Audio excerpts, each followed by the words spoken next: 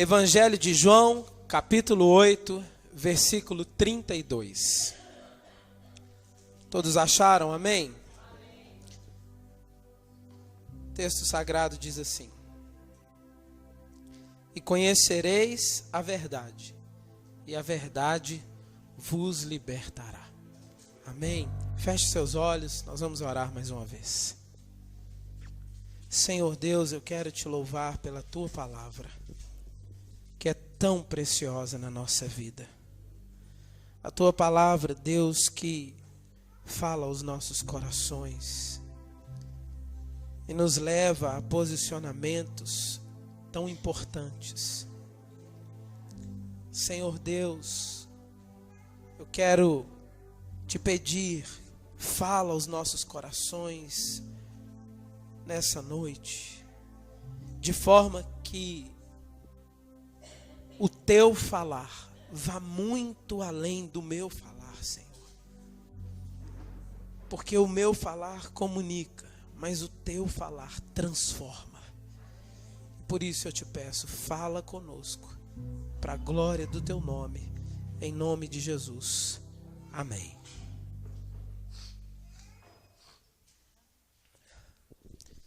Irmãos, inquestionavelmente, este texto nos coloca diante de uma verdade desconcertante.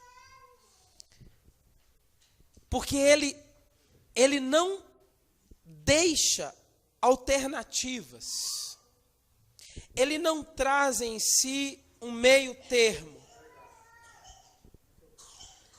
Ele não é regido por condições como se algo acontecer ou talvez. Ele é assim: conheceu a verdade, está liberto. Não há saída. É isso que esse texto nos traz. Há quem use esse texto para falar de salvação, mais ou menos como se ele estivesse escrito da seguinte forma: e conhecereis a verdade, considerando aqui a palavra verdade como Cristo, e Cristo vos salvará. Mas não é isso que está escrito. Isso seria forçar a interpretação deste texto. O texto em si é claro. E conhecereis a verdade, e a verdade vos libertará. E talvez alguém pergunte: ok, mas a verdade então, se não é ela que me salva, ela me libertará do quê? Ou de quê?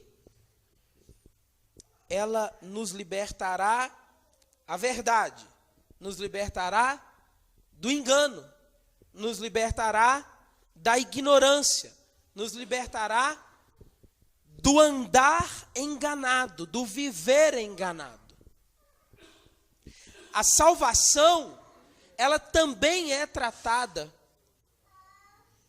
um pouco adiante pelo próprio Senhor Jesus, no versículo 36. E é bem verdade que a salvação também faz alusão a uma libertação. Mas nesse caso, o da salvação, somente em Cristo podemos ser salvos. Por isso, ele mesmo, na sequência dessas palavras, disse: se, pois, o Filho vos libertar, verdadeiramente sereis livres. E aqui sim, isso significa ser salvo. Mas são duas coisas distintas. E eu quero caminhar com os irmãos por parte nessas duas coisas. E é importante que nós entendamos isso por parte. Por quê? Porque nós só buscamos a verdadeira libertação em Cristo após essa primeira etapa da libertação, a da ignorância. A libertação da ignorância pela verdade. O problema, irmãos, é que a ignorância é uma delícia. Na verdade, uma aparente delícia. Existe uma frase muito conhecida que diz assim: a ignorância é uma bênção. Mas, na verdade, a ignorância é apenas uma aparente bênção. Um exemplo puro que eu poderia dar disso seria, digamos, um lobo. Ele vê um filhote de uma ovelha, a mais novinha de uma manada. E ela se distancia. Então o lobo a captura, a mata e a devora. E depois, esse mesmo lobo vai dormir com uma sensação maravilhosa, sensação de saciedade. Por quê? Porque o lobo ignora o homicídio.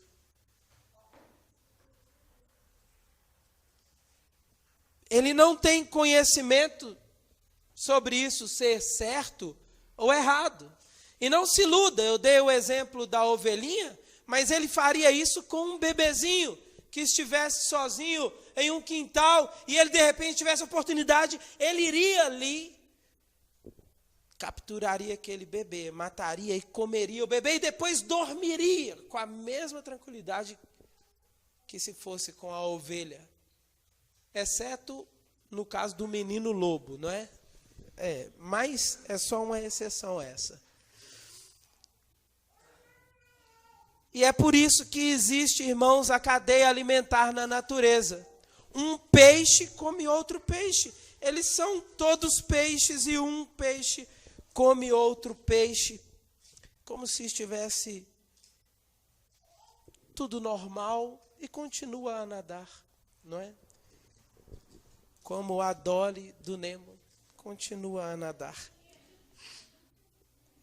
Tudo isso se processa por instinto na mais profunda ignorância. Bem mesmo no sentido etimológico da palavra ignorância, que é não saber, não conhecer. Se nós caminharmos aqui para o lado do pecado, quando a pessoa vive na ignorância, muitas vezes a tal pessoa tem por certo aquilo que é errado. E por isso a ignorância é aparentemente boa. Eu darei exemplos. Veja, um jovem mancebo sai de sua casa, vive na ignorância, ok? Do pecado. E vai a uma casa onde se oferecem alguns serviços especiais, com umas moças lá, não é? Então ele vai, entra para o quarto com aquela moça, não é? Faz o que ele queria fazer, paga direitinho a moça por isso, tá certo? E depois volta para sua casa, sem nenhum peso. Mas a Bíblia condena esse pecado que é chamado de prostituição. Mas milhares fazem isso. Nos dias atuais, isso acontece, por exemplo, a relação sexual livre com a maioria dos casais de namorados, inclusive dentro das igrejas. E eu percebo, as pessoas estão dentro da igreja, na ignorância do pecado. Não é assim que conheceram Jesus, não. Ainda não conheceram nem a verdade. Quando vivem assim, e fica tudo normal, e vem para o culto e canta louvores ao Senhor, como se estivesse tudo certo. Um caso mais simples e mais comum, que envolve ainda mais pessoas, é o caso da mentira. As pessoas mentem todos os dias.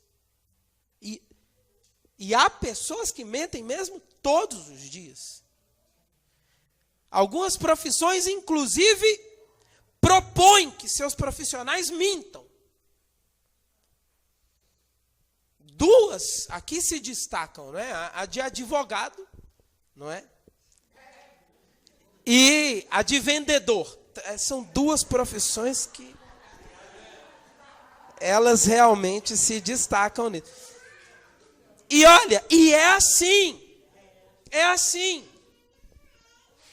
E detalhe, quando eles vivem na ignorância do pecado, eles mentem com a maior naturalidade do mundo e depois vão embora para suas casas sem peso nenhum.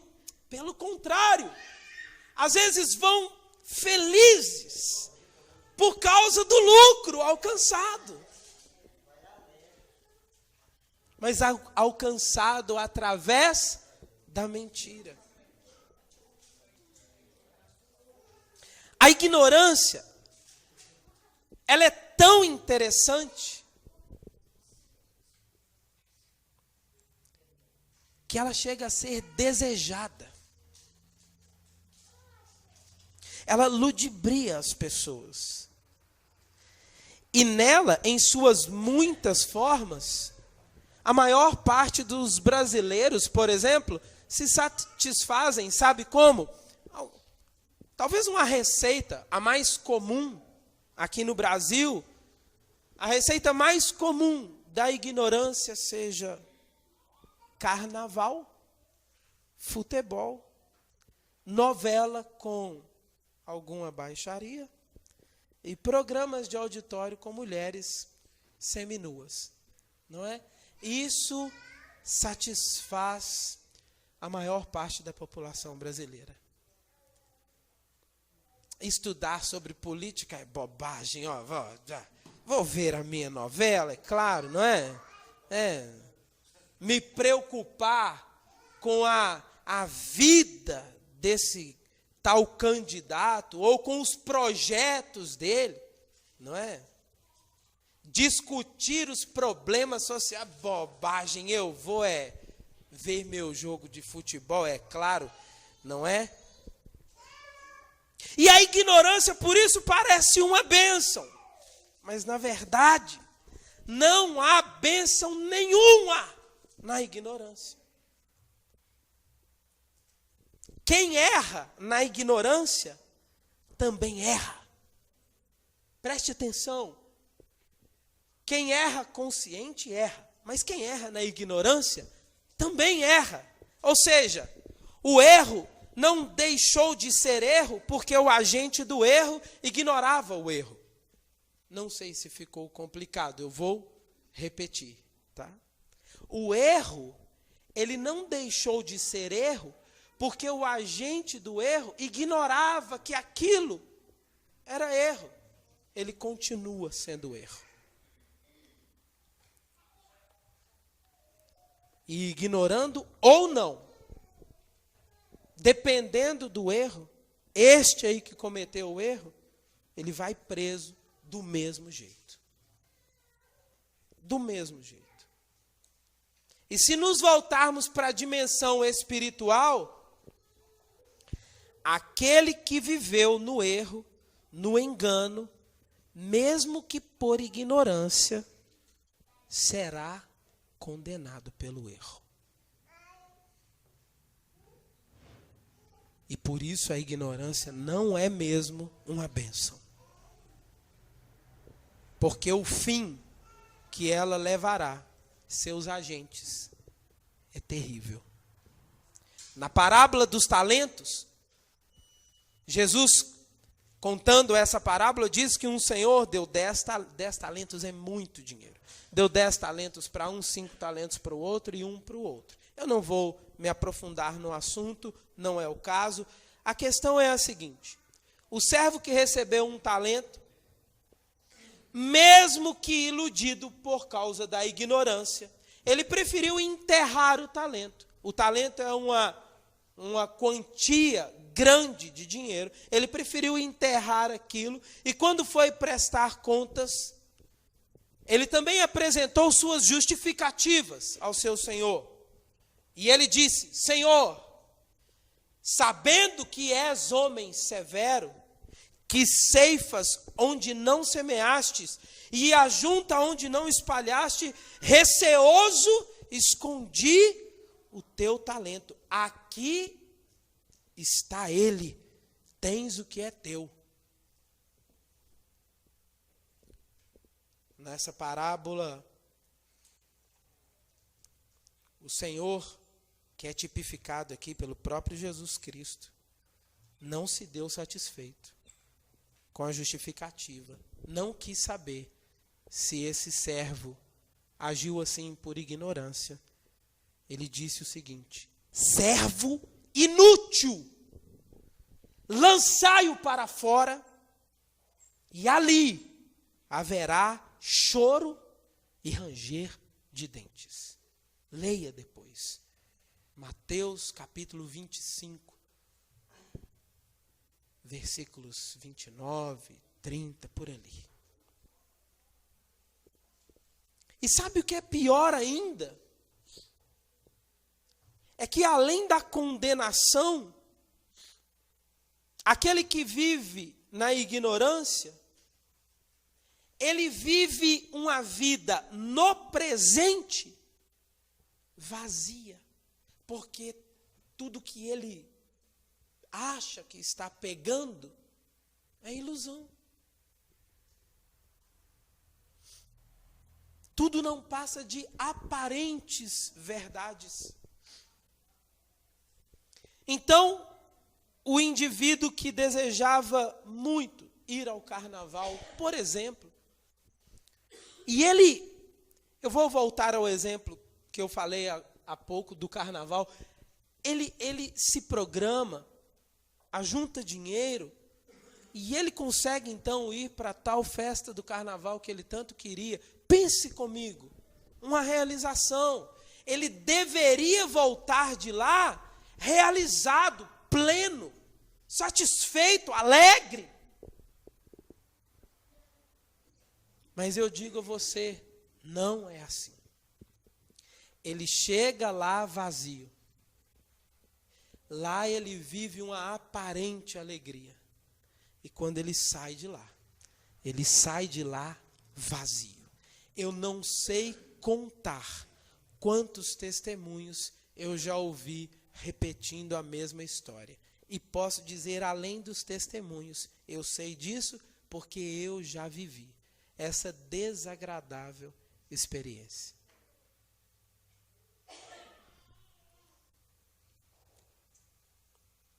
De me dar conta em algum momento, ter um momento de lucidez no meio daquela agitação, de que tudo aquilo não passava de ilusão.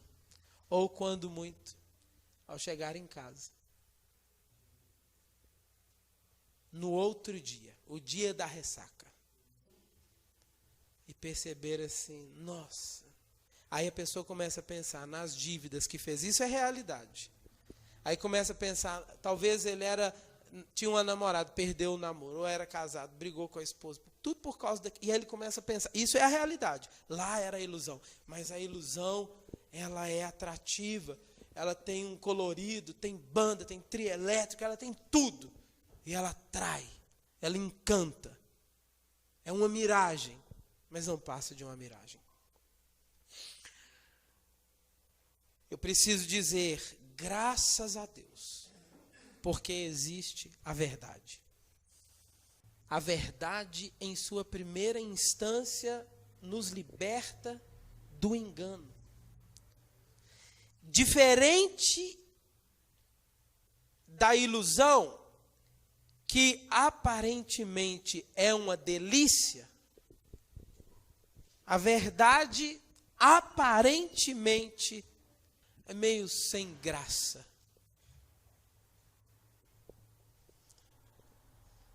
Eu vou explicar para você. Imagine, por exemplo, todo o encanto que pode haver em um truque de mágica. Um truque bem elaborado. Um truque que você está olhando atentamente e não consegue ver. E o mágico, ele faz algo aparecer diante dos seus olhos. E você nada percebe. É encantador. É a mágica. É fantástico. Mas daí vem o Mr. M e revela o truque, não é? Acho que os mais novos nem se lembram do Mr. M. E o Mr. M revela o truque. Então, você agora sabe a verdade.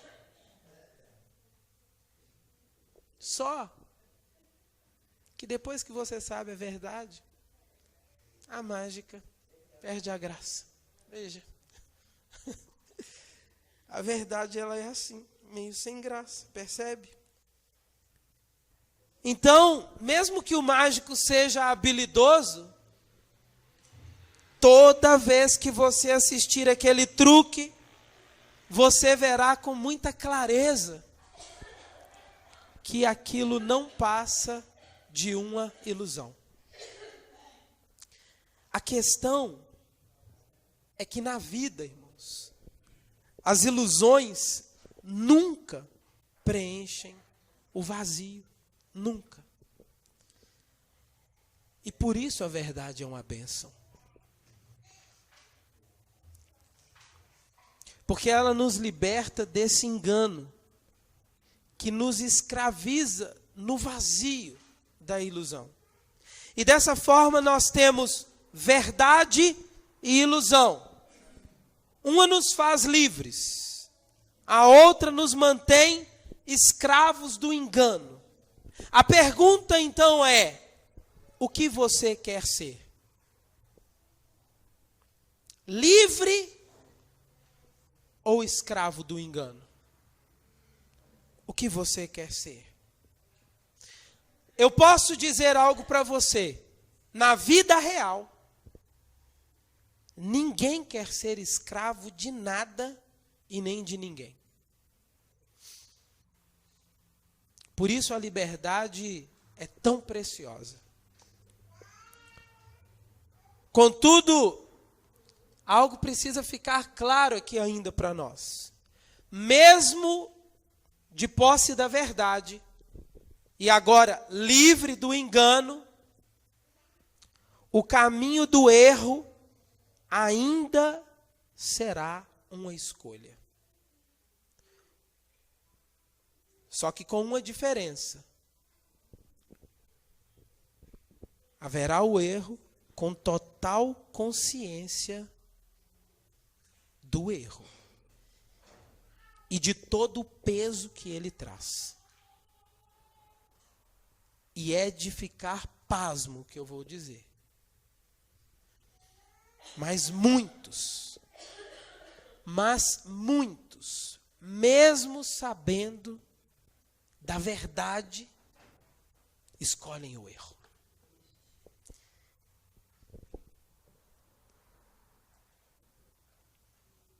Eu poderia falar aqui de inúmeros casos.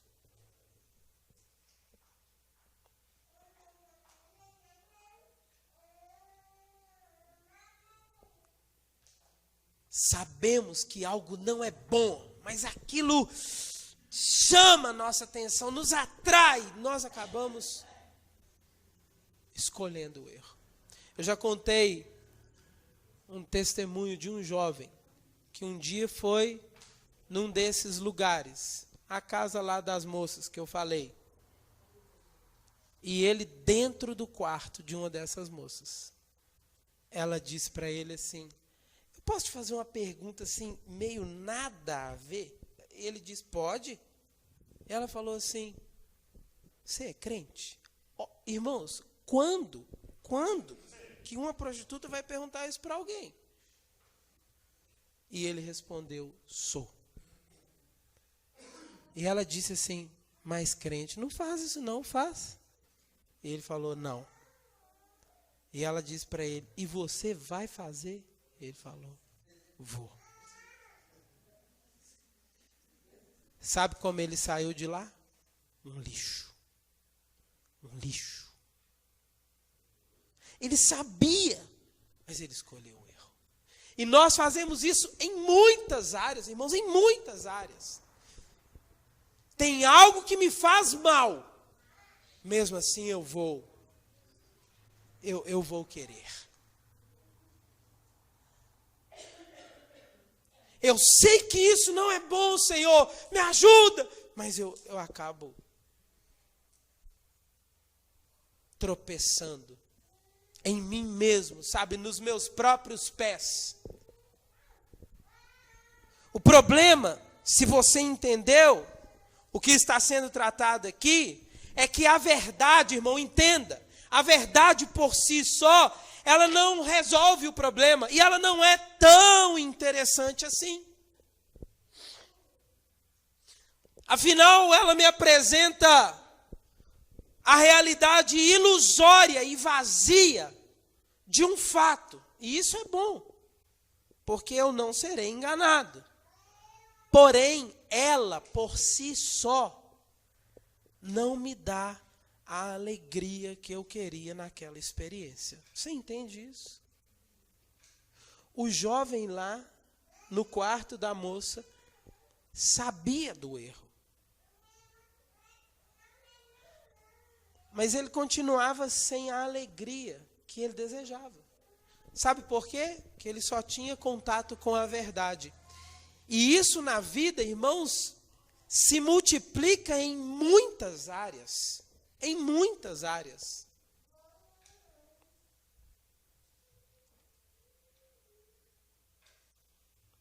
E agora? E agora? Agora sim, eu retomo o versículo 36. Se, pois, o Filho vos libertar, verdadeiramente sereis livres. Se, pois, o Filho vos libertar, verdadeiramente sereis livres. Nesse ponto, Jesus não falou, irmãos, apenas sobre ser livre do engano.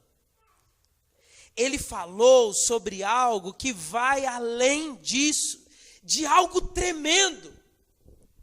E talvez, por isso, ele disse, verdadeiramente sereis livres. Eu tentarei explicar isso através do exemplo que eu citei acerca do carnaval. Conhecendo a verdade, eu deixo de ir para o carnaval. Porque eu sei que tudo aquilo não passa de uma ilusão momentânea. E eu fico em casa. Mas a equação no meu coração não se completa, entende? Eu sei que lá é ilusão, então não vou. Mas meu coração ainda fica angustiado, a equação não se completa. Porém, sendo verdadeiramente liberto pelo Filho de Deus, além de não ir ao carnaval, eu terei grande alegria em ficar em casa, talvez com minha família, coisa que muitos não conseguem ter alegria nisso. Terei alegria em ficar com minha família, terei alegria em poder me reunir com aqueles que são do Senhor, para que juntos nós possamos adorar a Ele, mesmo enquanto os tambores lá estão a todo vapor, a minha alegria será plena. Ou talvez eu ficarei apenas eu e o Senhor, mas com meu coração repleto de paz e alegria nele. Sabe por que muitos não entendem isso? Talvez ao ouvir isso vão dizer, isso é delírio. Sabe por quê? Porque não foram verdadeiramente livres. Não foram. E não dá para entender o sabor, por exemplo, de uma laranja, sem eu experimentar aquilo. Não é possível entender.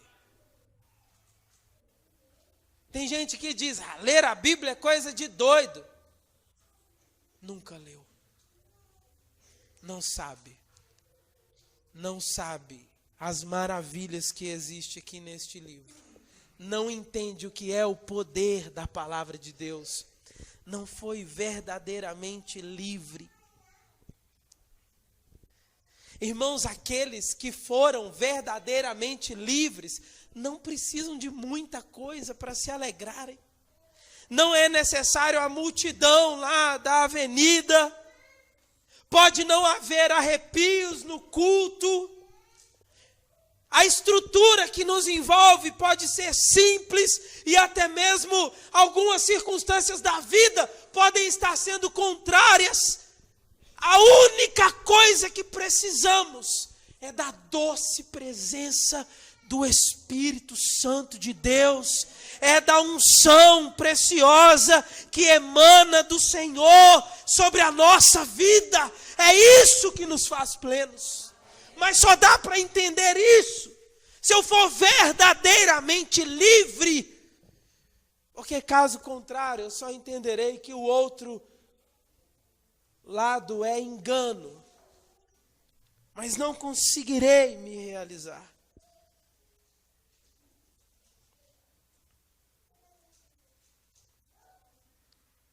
Não é necessário muito dinheiro. Se o dinheiro vier, amém. Não é necessário tanta coisa. Porque não é o dinheiro, nem é uma coisa ou outra que faz diferença de verdade. A diferença de verdade é a unção de Deus sobre nós. A vida de um homem ou de uma mulher vazio dessa unção é como uma engrenagem que gira com outra sem um óleo.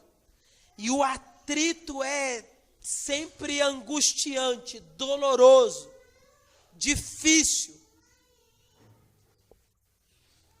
A vida de alguém que é cheio da unção de Deus é encantadora. É marcada por paz e alegria. Eu queria muito que nós entendêssemos isso. Um casamento, quando tem a unção do Senhor, ele flui de uma forma, irmãos, absolutamente diferente de um casamento que não tem a unção do Senhor.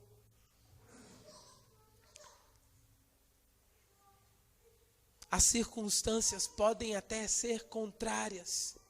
E eu me lembro do profeta Abacuque, que viveu um momento tão difícil, quando os exércitos da Babilônia avançavam sobre Jerusalém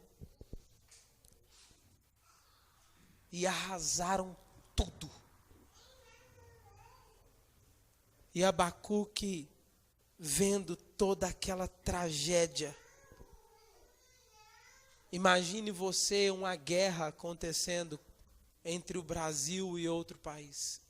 E o outro país entrando poderoso aqui dentro do Brasil e destruindo e matando e levando as pessoas daqui como escravas, os que sobrevivessem.